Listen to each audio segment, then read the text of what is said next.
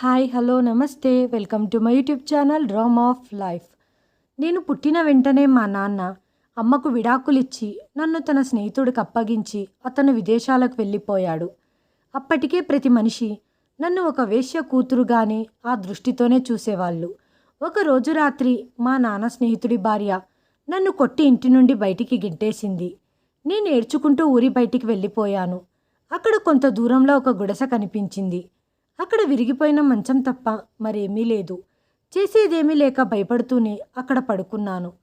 ఉదయం నేను కళ్ళు తెరిచి చూసినప్పుడు నా కాళ్ళ కింద నేల కదిలినట్లుగా అనిపించింది. ఎందుకంటే నేను కళ్ళు తెరిచి చూసేసరికి నా కాళ్ళను ఎవరో తాళ్లతో కట్టేశారు. మరియు నా ముందు 300 మంది నిలబడి అలా చూస్తూ ఉన్నారు. సమయం రాత్రి 12 అవుతుంది. నా గుండె వేగంగా కొట్టుకోవడం ప్రారంభించింది. కమల్ నన్ను తన గదికి పిలిచాడు. అతడు ఒక ముఖ్యమైన విషయం గురించి నాతో మాట్లాడాలని చెప్పాడు. నేను కూడా అతనితో ఒక ముఖ్యమైన విషయం గురించి మాట్లాడాలనుకున్నాను. నా మదిలో మెదిలే ప్రశ్నలకు సమాధానాలు దొరకాలంటే కమల్ని ఖచ్చితంగా కలిసి మాట్లాడాలి అనుకున్నాను. కానీ నేను అతని తల్లికి చాలా భయపడేదాన్ని. ఆమె తల్లి ఎవరో కాదు, నా తండ్రి స్నేహితుడి భార్య. ఆమె ఉరిశిక్ష వేసే తలారి కంటే తక్కువేం కాదు. కమల్ దగ్గరికి నన్ను వెళ్ళనిచ్చేది కాదు. ఎందుకంటే నేను కూడా నా తల్లి లాంటి దాన్ని అని వారు భావించేవాళ్ళు. అబ్బాయిలను ట్రాప్ చేసే కళ నాకు తెలుసు అని అనుకునేవారు. కానీ అదేమీ లేదు. నేను చాలా పిరికి అమ్మాయిని. నేను నా గదిలో అటు ఇటు తిరుగుతూ ఉన్నాను. ఇప్పుడు కమల్ గదిలోకి వెళ్ళాలా వద్దా అని ఆలోచిస్తూ నా తల పగిలిపోతుంది. నేను కమల్ గదికి వెళ్ళాలా అని ప్రశ్నించుకున్నప్పుడు వెళ్ళమని నా హృదయం 1000 సార్లు చెప్పినా తన తల్లి ముఖం నా కళ్ళ ముందు కనిపించగానే ఒక్కసారిగా నా గుండె భయంతో గట్టిగా కొట్టుకుంది. చివరికి నేను ఒక నిర్ణయం తీసుకున్నాను. అదేంటంటే నేను కమల్ గదికి వెళ్ళకూడదని. నిర్ణయించుకున్న తర్వాతే వెళ్ళి మంచం మీద పడుకున్నాను. నా మనసులో వేల ప్రశ్నలు తలెత్తటం వల్ల నా కళ్ళ నుండి నీళ్లు రావటం మొదలయ్యాయి. ఎందుకంటే నన్ను ఇక్కడ వదిలిపెట్టి వెళ్ళిపోయిన నా తండ్రిని నిందించాలా, లేకపోతే నా తల్లిని నిందించాలా? ఎవరిని నిందించాలో నాకు అర్థం కాలేదు. వాస్తవానికి నేను మా అమ్మ గురించి ఇలా మాత్రమే విన్నాను.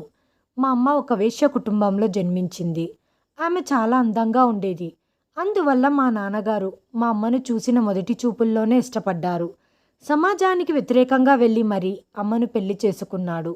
అమ్మతో జీవితం చాలా ఆనందంగా ఉంటుందని నాన్న అనుకున్నారు. కానీ దానికి విరుద్ధంగా అతను చాలా కష్టాలను ఎదుర్కోవాల్సి వచ్చింది. నేను పుట్టినరోజు ఇంట్లో పెద్ద గొడవే జరిగింది. మా నానమ్మ నన్ను మా అమ్మ నుండి లాక్కుంటూ ఇలా చెప్పింది. నీలాంటి ఒక చెడిపోయిన వేశ్య నా మనవరాల్ని సరిగ్గా పెంచదు. నువ్వు తనని కూడా నీలాగే తయారు చేస్తావు. నాన్నకు కూడా నానమ్మ మాటలకు ఏకీభవించాడు. అసలు విషయం ఏంటంటే ఇలాంటి అవకాశం కోసం ఎదురు చూస్తున్న నాన్నగారు ఇదే అదునుగా భావించి అమ్మకు విడాకులిచ్చి ఇంటి నుంచి వెళ్ళగొట్టాడు. కనీసం నా కూతురు ముఖాన్నైనా చూడనివ్వండి అని మా అమ్మ ఎంతగానో వేడుకుంది. కానీ ఆమె మాట ఎవరూ వినలేదు. అదే రోజు నాన్నగారు నన్ను తన స్నేహితుడికి అప్పగించారు. ఇప్పుడు నా పెంపకం బాధ్యతలు మా నానమ్మ మరియు నా తండ్రి స్నేహితుడి భార్యపై పడింది. ఆ తర్వాత అన్నీ వదిలేసి నాన్నగారు విదేశాలకు వెళ్ళిపోయారు. నానమ్మ కూడా కొన్నేళ్ల తర్వాత ఈ లోకాన్ని విడిచిపెట్టి వెళ్ళిపోయింది. కానీ అప్పటి నుంచి నాన్నగారు ఇప్పటి వరకు ఇంటికి తిరిగి రాలేదు. నేను పెద్దదాన్నైన తర్వాత నేను నా తండ్రి స్నేహితుడి భార్య దగ్గరే నివసిస్తున్నాను. ఆమె నాతో చాలా కఠినంగా దురుసుగా ప్రవర్తించేది. ఇంటి పనులన్నీ ఆమె నాతోనే చేయించేది. ఆమె నన్ను చాలా ద్వేషించేది. తన కొడుకు కమల్ నాకంటే కేవలం 2 సంవత్సరాలు పెద్దవాడు. అతడు నాపై ఆసక్తి చూపుతున్నాడన్న విషయాన్ని గ్రహించగానే అతని తల్లికి అనుమానం వచ్చి నా మీద ఒక కన్నేసి ఉంచింది. మా అమ్మ ఒక వేశ్య అయితే ఇందులో నా తప్పేముంది? అందరూ నన్ను రకరకాలుగా తిట్టేవారు. ఇప్పటి వరకు మా నాన్నగారు నాతో మాట్లాడటానికి ఒక్కసారి కూడా ఫోన్ చేయలేదు. నా మెయింటెనెన్స్ ఖర్చులు నాన్నగారు వాళ్లకు పంపేవారు. ఆ డబ్బుల నుంచి నాన్న స్నేహితుడి భార్య నాకు 1000 రూపాయలు ఇచ్చి మిగిలిన డబ్బులు నేను నెలసరి రేషన్కి వాడాను. నువ్వు కూడా ఇంట్లోనే తింటున్నావు మరియు తాగుతున్నావు అని ఆమె చెప్పేది. ఇక బట్టల విషయానికి వస్తే తన కూతుర్లు తీసేసిన పాత బట్టలను వేసుకోవటానికి నాకిచ్చేది. నేను చాలా అందంగా ఉండేదాన్ని. కానీ రోజంతా ఇంటి పని చేయటం వల్ల, చిరిగిన పాత బట్టలు వేసుకోవటం వల్ల నా అందం మసకబారటం ప్రారంభించింది. కమల్ నన్ను ఇష్టపడుతున్నాడని నేను చాలా కాలం క్రితమే దీనిని గ్రహించాను. కమల్ నన్ను పెళ్లి చేసుకుంటే నా జీవితం బాగుంటుందని తరచూ అనుకునేదాన్ని. అలాగే ఆమె తల్లి నాతో కఠినంగా ఉండటం మానేసి మరియు కమల్ చెల్లెలు నన్ను ఈ ఇంటి కోడలుగా చూస్తారు, నాకు గౌరవం ఇస్తారు అని ఆలోచిస్తూ నిద్రలోకి జారుకున్నాను. ఉదయం ఏదో తడిగా అనిపించి కళ్ళు తెరవగానే ఎదురుగా ఉన్న దృశ్యం చూసి ఒక్క నిమిషం నా గుండె ఆగిపోయింది. నేను భయంతో లేచి కూర్చున్నాను. కమల్ చెల్లెలు రేఖ నాపై జగ్గుతో నీటిని పోసి ఆమె కోపంగా ఇలా చెప్పింది. నీకు బుద్ధి లేదా? నాకు కాలేజ్కి వెళ్ళడానికి టైం అవుతుంది. నువ్వు నా కోసం టిఫిన్ చేయకుండగా ఇక్కడ ఆనందంగా పడుకుంటున్నావు. యూజ్లెస్ ఫెలో అనటంతో నా కళ్ళలో నుంచి కన్నీరు రావటం మొదలయ్యింది. ఇంతలో గదిలోకి వచ్చిన కమల్ ఇదంతా చూసి అతడు రేఖను తిడుతూ కోపంగా ఇలా అన్నాడు. రేఖ, నీకు మర్యాదగా ఎలా ప్రవర్తించాలో తెలియదా? నువ్వు తనతో ఇలా ప్రవర్తించినందుకు సిగ్గుపడాలి అని కమల్ గట్టిగా అరవటంతో కమల్ అరవటం విని అతని తల్లి కూడా గదిలోకి వచ్చింది. ఆమె కూడా నన్ను ఎంత తిడుతుందో, నాతో ఎలా ప్రవర్తిస్తుందో అని నేను చాలా భయపడ్డాను. అప్పుడు కమల్ తన తల్లితో ఇలా చెప్పాడు. అమ్మా, దయచేసి తనకు మంచి మర్యాద నేర్పించండి. తను ఇక్కడ నివసిస్తుంది అంటే దానర్థం తను మనకు బానిస కాదు, ఆమెతో ఇంటి పనులన్నీ చేపించటానికి అనటంతో కమల్ తల్లి ఇలా కోపంగా అంది. రేఖ, వెళ్ళి అక్షరాకి క్షమాపణలు అడుగు త్వరగా అనటంతో నేనిక్కడ ఆశ్చర్యపోయాను. రేఖ కూడా బిత్తరపోయి నిలబడి తల్లి వైపు ఆశ్చర్యంగా చూస్తుంది. ఎందుకంటే ఇప్పటి వరకు ఆవిడ తన పిల్లలు నాతో అసభ్యంగా ప్రవర్తిస్తున్నప్పుడు ఎప్పుడూ ఆపలేదు. రేఖకు నన్ను చంపాలన్నంత కోపం తన కళ్ళల్లో ఉన్న నన్ను చూస్తూ సారీ అంటూ చెప్పి బయటికి వెళ్ళింది. వాళ్ళిద్దరూ బయటికి వెళ్ళగానే కమల్ ఇలా అన్నాడు. అక్షర, నిన్న రాత్రి నిన్ను పిలిచాను, నా మాట ఎందుకు వినటం లేదు? నేను అతనికి క్షమాపణలు చెప్పి ఈ రాత్రికి ఖచ్చితంగా వస్తానని వాగ్దానం చేశాను. ఎందుకంటే నేను కమల్తో ఉంటేనే క్షేమంగా ఉంటానని భావించటం ప్రారంభించాను. కమల్ నాతో ఉంటే నేను ప్రపంచంలో ఎవ్వరికీ భయపడాల్సిన అవసరం లేదు. ఉదయాన్నే కమల్ ఆఫీస్కి వెళ్ళాడు. తన చెల్లెళ్ళు కూడా స్కూల్కు మరియు కాలేజ్కు వెళ్ళిపోయారు. నేను ఇంట్లోనే ఉండి ఇంటి పనులు చూసుకునేదాన్ని. అందరూ వెళ్ళిపోయాక కమల్ తల్లి రెడీ అయి కబుర్లు చెప్పటానికి అప్పుడప్పుడు ఆమె పక్కింటికి వెళ్తుండేది. కొన్నిసార్లు ఆమె ఎదురింటికి వెళ్ళేది. నేను పని చేసి అలసిపోయాను, కొంత రెస్ట్ తీసుకుందాం అనుకున్నప్పుడు ఆమె ముగ్గురు కూతుర్లు కూడా ఇంటికి తిరిగి వచ్చేవారు. అప్పుడు నేను వాళ్ళకి స్నాక్స్ తయారు చేసి పెట్టేదాన్ని. కానీ నేనెప్పుడు ఏ ఆహారం వండినా ఆ ఆహారాన్ని ఎప్పుడూ ఇష్టపడి తినేవాళ్ళు కాదు. వాళ్ళు ఉద్దేశపూర్వకంగానే అందులో వందల తప్పులను వెతుకుతూ ఉంటారు. నాకు తెలుసు, నా చేతులతో తయారు చేసిన ఏ వంటైనా చాలా రుచిగా ఉంటుందని. ఒకవేళ మీకు రుచిగా అనిపించకపోతే మీరే వండుకోండి అని వారితో చెప్పాలనుకున్నాను. కానీ నేను ఇప్పుడు ఇలా చెబితే పరిణామాలు చాలా తీవ్రంగా ఉంటాయని నాకు తెలుసు. ప్రతిరోజు సాయంత్రం లాగానే ఈరోజు కూడా కమల్ నా కోసం బర్గర్ తెచ్చి ఎవ్వరికీ కనపడకుండగా దాచి ఇచ్చాడు. నేను రోజంతా వంటగదిలోనే ఉండేదాన్ని. అందుకే కమల్ రహస్యంగా నా కోసం కావాల్సిన వస్తువులను తీసుకొని వస్తున్నాడని ఎవరికీ అతడిపై అనుమానం రాలేదు. ఇంటి పని ముగించుకొని నా గదిలోకి వెళ్ళేసరికి రాత్రి 10 అయ్యింది. నేను 12 గంటలకు కమల్ గదికి వెళ్ళాల్సి ఉంది. నేను ప్రతి క్షణాన్ని లెక్కించుకుంటూ ఉన్నాను. నేను చాలా సంతోషంగా ఉన్నాను. ఈరోజు ఎలాగైనా కమల్ నాతో తన ప్రేమను తెలియజేస్తాడు అనుకుంటున్నాను.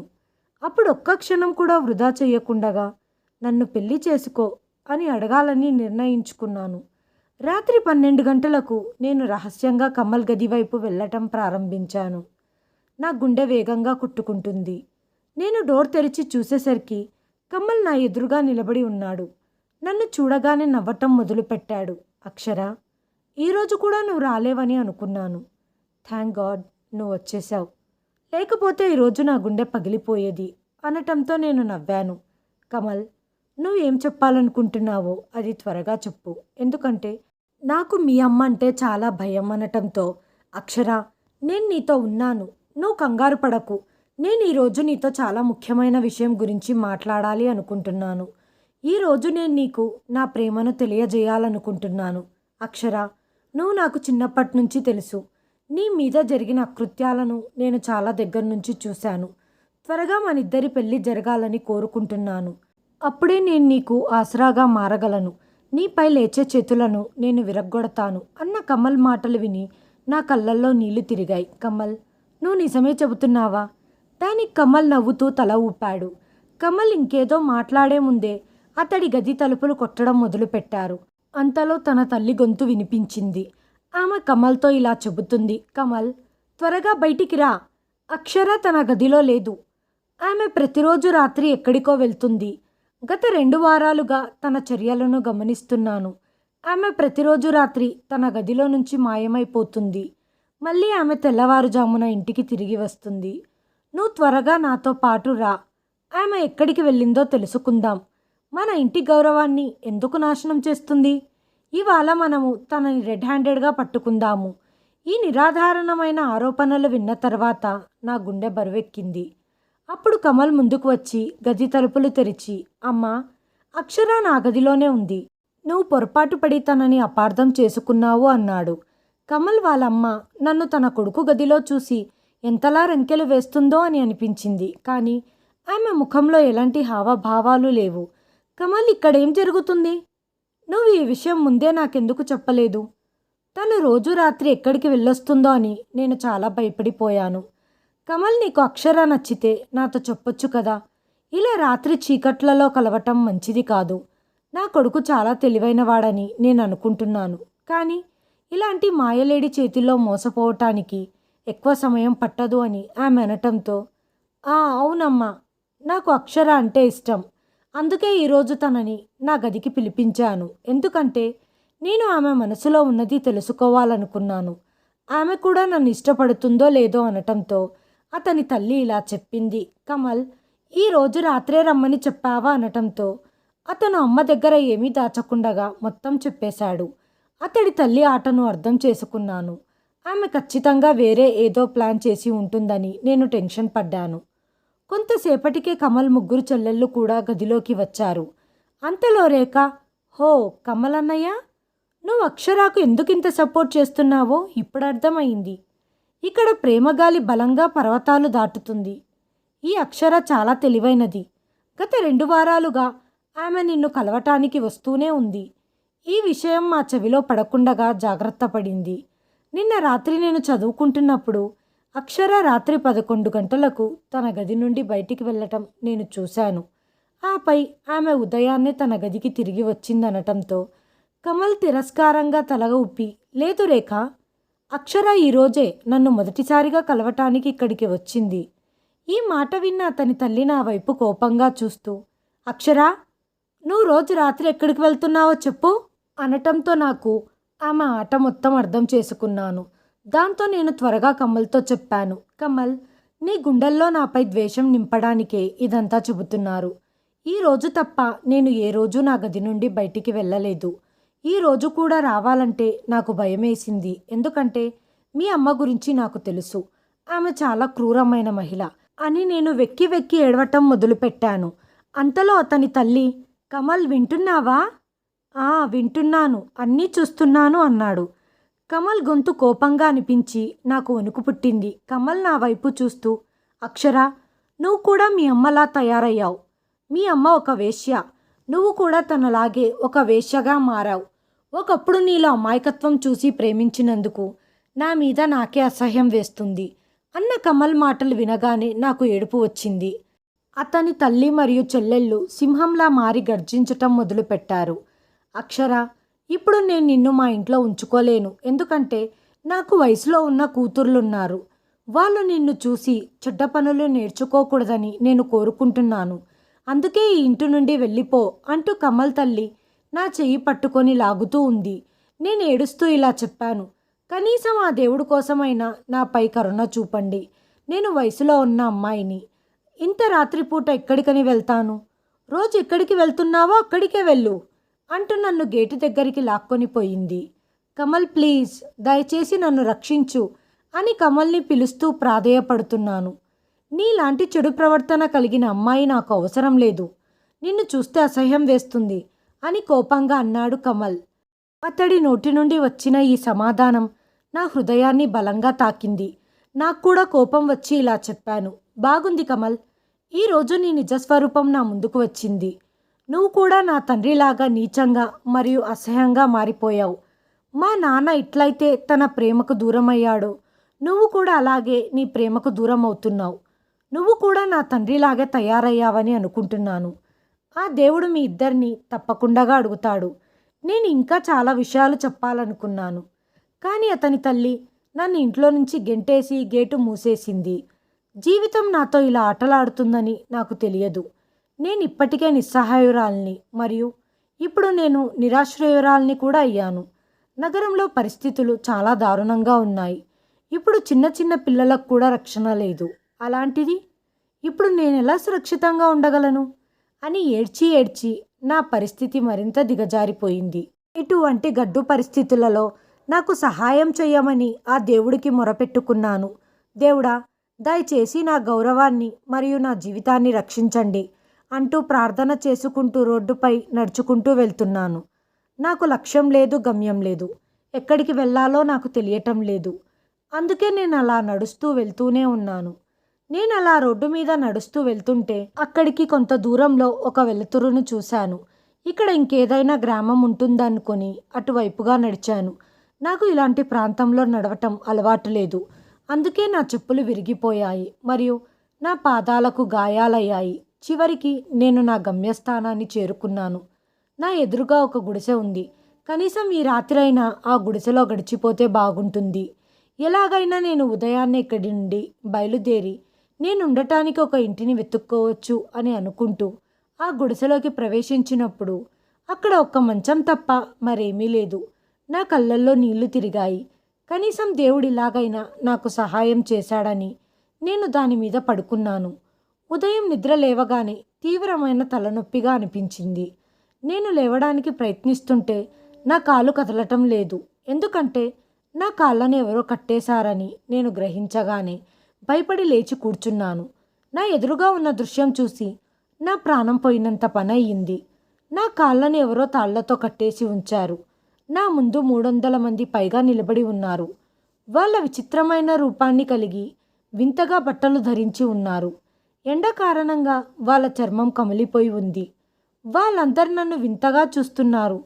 నేను అక్కడ ఉండటం చూసి వాళ్ళందరూ చాలా కోపంగా ఉన్నారు, అలాగే ఇబ్బంది పడుతున్నారు అని వాళ్ళ ముఖం చూస్తే స్పష్టంగా అర్థమవుతుంది. వాళ్ళని చూడగానే నాకు అర్థమైపోయింది వాళ్ళు అడవిలో ఉండే మనుషులని.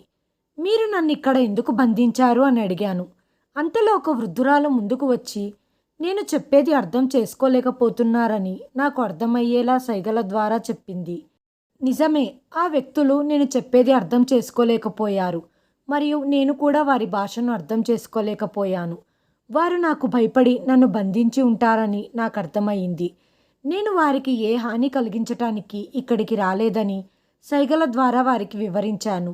నన్ను నేను కాపాడుకోవడానికి ఇక్కడికి వచ్చానని నా జీవిత సత్యాలన్నీ వాళ్లకు తెలియజేయగానే వాళ్ళకు కూడా కళ్ళల్లో నీళ్లు తిరిగాయి. నేను చెప్పింది వాళ్ళు ఎలా నమ్మారో తెలియదు. ఒక స్త్రీ నన్ను తనతో పాటు తీసుకెళ్ళి ఉండటానికి స్థలం ఇచ్చింది. నన్ను వాళ్ళతో తీసుకెళ్లారు. వాళ్ళు వింత వ్యక్తులు. అలల నుండి వచ్చే నీరును త్రాగటానికి ఉపయోగించేవారు. వారి ఆహారాన్ని అడవి నుంచి పొందేవారు. వాళ్ళు టెక్నాలజీకి దూరంగా ఉన్నారు. ఆ వ్యక్తుల జీవితం నాకు చాలా బాగా నచ్చింది. అందుకే వారితో కలిసి జీవించటం మొదలుపెట్టాను. నేను వారితో కలిసి జీవించటం మొదలుపెట్టి 6 నెలలయ్యింది. ఈ సమయంలో ఇప్పుడు మేము ఒకరినొకరం బాగా అర్థం చేసుకోవటం ప్రారంభించాం. ఒకరోజు నేను ఆ మనుషులలో కొంత అశాంతిని గమనించాను. కారణం ఏంటని అడగ్గా నీలాంటి వారే మా ప్రాంతంలోకి కొంతమంది వచ్చారని ఆ మహిళ నాతో చెప్పింది. అతడి చేతుల్లో వింతగా ఒక వస్తువు ఉంది. వాళ్ళు మాపై గూఢాచార్యం చేయటానికి వచ్చినట్లుగా అనిపిస్తుంది అనటంతో ఇది విన్న తర్వాత నేను చాలా భయపడ్డాను. ఎందుకంటే ఈ అడవిలో నివసించే వాళ్ళు ఇప్పుడు నా కుటుంబం అయ్యారు. కాబట్టి వాళ్ళు ఇబ్బందుల్లో ఉంటే నేను చూడలేకపోయాను. అప్పుడు ఆ గూడానికి పెద్ద అయిన సర్కార్ నన్ను ఒక చోటికి పిలిచాడు. మా వాళ్లకు నీపై అనుమానంగా ఉంది. నువ్వు ఇక్కడ ఉంటూ మా గురించి వీళ్లకు సమాచారం అందించావు.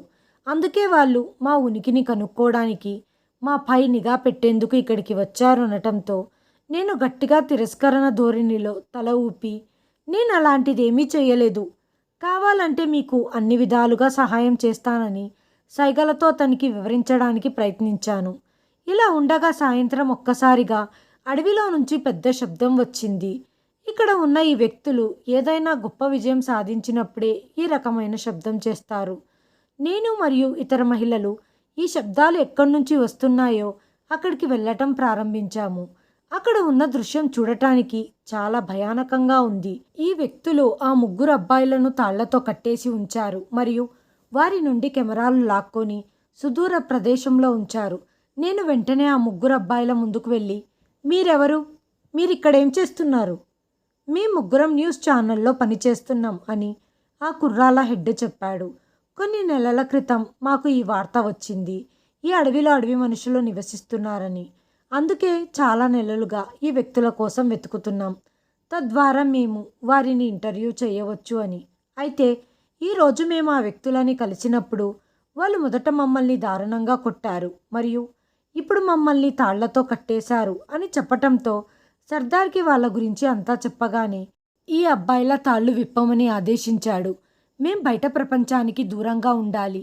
మా గురించి ఎవరికీ తెలియకూడదు అనుకుంటున్నాను. ఎందుకంటే మా ప్రశాంతమైన జీవితం చెడిపోతుంది అని సర్దార్ చెప్పారు. వాళ్ళు ఆ అబ్బాయి నుండి అనుమతి తీసుకొని వారి కెమెరాలను పగలగొట్టారు. వారి గురించి ఎక్కడా చెప్పకూడదన్న షరతును పెట్టి వారిని విడుదల చేశారు. వాళ్ళ గురించి ఎటువంటి సమాచారం రాయమని ఆ ముగ్గురు అబ్బాయిలు కూడా అంగీకరించారు. నేను ఆ ముగ్గురి ప్రాణాలను కాపాడాను. అందుకే వాళ్ళు వెళ్లే ముందు నాకు కృతజ్ఞతలు చెప్పటానికి వచ్చారు. అతడు నా గురించి అడిగినప్పుడు నేను అతనితో జరిగిన విషయం మొత్తం చెప్పాను. నా కథ విన్న తర్వాత ఆ అబ్బాయి ఇలా చెప్పాడు. అక్షర, నువ్వు నాతో రా, నీకు ఉద్యోగం ఇప్పిస్తాను, నువ్వు ఉండేందుకు ఏర్పాట్లు కూడా చేస్తాను అనటంతో నేను అక్కడున్న వారికి కృతజ్ఞతలు తెలిపి ఆ ఛానల్ కుర్రోళ్లతో కలిసి బయలుదేరాను. నేను ఆ న్యూస్ ఛానల్లో పనిచేయటం ప్రారంభించి 2 నెలలయ్యింది. అప్పుడే రాహుల్ నాకు ప్రపోజ్ చేసి, అక్షర, నన్ను పెళ్లి చేసుకుంటావా అన్నాడు. ఎందుకంటే నేను నిన్ను చూసిన మొదటి చూపుల్లోనే చాలా ఇష్టపడ్డాను. అతనికి నా తల్లిదండ్రుల గురించి ప్రతిదీ తెలిసినప్పటికీ అతను నన్ను అంగీకరించాడు. నేను చాలా ఆనందంగా ఉన్నాను. పెళ్లి చేసుకున్నాను. రాహుల్ చాలా మంచి వ్యక్తి అని నిరూపించుకున్నాడు. పెళ్ళై 2 ఏళ్ళైనా కూడా అతని ప్రేమ కొంచెం కూడా తగ్గలేదు. అతడు నా కోసం ప్రాణం వదిలేయటానికి కూడా సిద్ధంగా ఉన్నాడు. ఆ దేవుడు కూడా నాకు ఒక కొడుకునిచ్చాడు. ఇప్పుడు నా దగ్గర అన్నీ ఉన్నాయి. కమల్తో నాకు పెళ్లి కానందుకు ఆ దేవుడికి కృతజ్ఞతలు తెలుపుకున్నాను. ఎందుకంటే అతడు మూర్ఖుడు కాబట్టే పెళ్ళైన తర్వాత కూడా అతను తన తల్లి నుండి నన్ను రక్షించడంలో విఫలమయ్యేవాడు. అతడు చెవులున్నా కానీ చెవిటివాడయ్యాడు. పెళ్ళైన తర్వాత కూడా నన్ను విడిచిపెట్టి ఉండేవాడు మరియు నా పిల్లలకి కూడా నాకు పట్టిన గతే పడుతుండేది. నాకు మంచి భర్తనిచ్చి నా జీవితాన్ని ఆశీర్వదించినందుకు ఆ దేవుడికి ధన్యవాదాలు తెలుపుకున్నాను. ఈరోజు నా ఇంట్లో ప్రతి పని చేయటానికి పనివాళ్ళున్నారు. అన్నిటికంటే మించి నన్ను ప్రేమగా చూసుకునే భర్త, నా పిల్లలు ఉన్నారు. నాకంటూ ఒక చిన్న కుటుంబం ఏర్పడింది మరియు నా ఈ చిన్న జీవితంలో ఇంతకు మించి నాకేం కావాలి? హాయ్ ఫ్రెండ్స్, ఈ వీడియోను చివరి వరకు చూసినందుకు ధన్యవాదాలు. ప్లీజ్ సబ్స్క్రైబ్ చేయండి, లైక్ చేయండి, షేర్ చేయండి, కామెంట్ చేయండి. Thanks for watching.